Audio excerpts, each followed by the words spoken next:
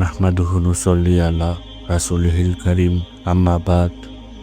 রমজান মাস সালাতের মাস, ইবাদতের মাস, আল্লাহর সাথে গভীর সংযোগ স্থাপনের মাস।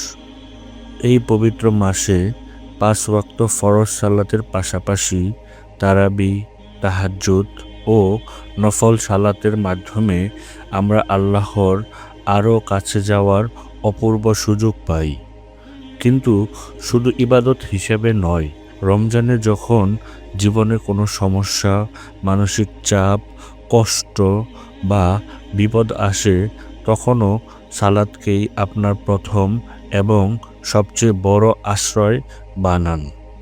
আল্লাহ তাআলা স্পষ্টভাবে বলেছেন, তোমরা ধৈর্য ও সালাতের মাধ্যমে সাহায্য চাও।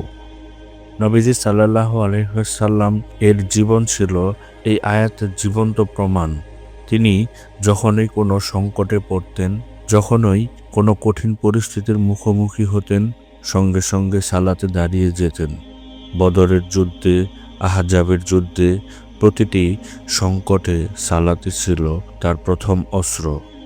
তিনি প্রিয় সাহাবী বেলাল রাদিয়াল্লাহু তাআলা আনহুকে ভালোবেসে বলতেন, হে বেলাল, আজান দিয়ে আমাদের প্রশান্তি দাও।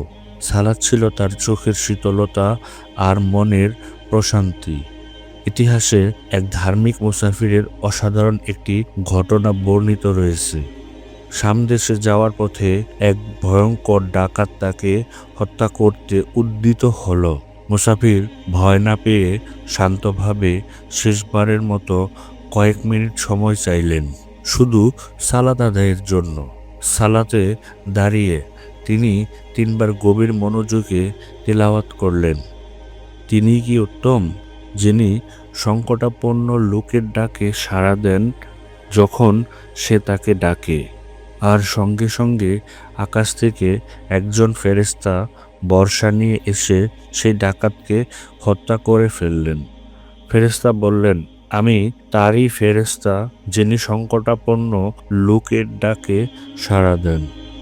এই ঘটনা আমাদের শেখায়, সালাত শুধু একটি ধর্মীয় আনুষ্ঠানিকতা নয়, এটি আল্লাহর সাথে সরাসরি যোগাযোগের মাধ্যম। রমজানে প্রতিটি সালাত আপনাকে রক্ষা করে বাহ্যিক বিপদ থেকে, আত্মিক দুর্বলতা থেকে, শয়তানের কুমন্ত্রণা থেকে। আল্লাহ বলেন, নিশ্চয়ই সালাত অশ্লীল ও অপছন্দনীয় কাজ থেকে বিরত রাখে। রমজানে যখন শয়তান শিকলে বাঁধা, তখন সালাতের মাধ্যমে নিজের আত্মাকে আরও শক্তিশালী করে নিন। এই রমজানে শুধু নিজে সালাত পড়বেন না, পরিবারকেও সালাতের দিকে ডাকুন, উৎসাহিত করুন। আল্লাহ নিজেই নির্দেশ দিয়েছেন, তোমার পরিবার পরিজনকে সালাত পড়ার আদেশ দাও। হে সিয়ামকারী, এই রমজানে সালাতকে বোঝা মনে না করে ভালোবাসুন, উপভোগ করুন।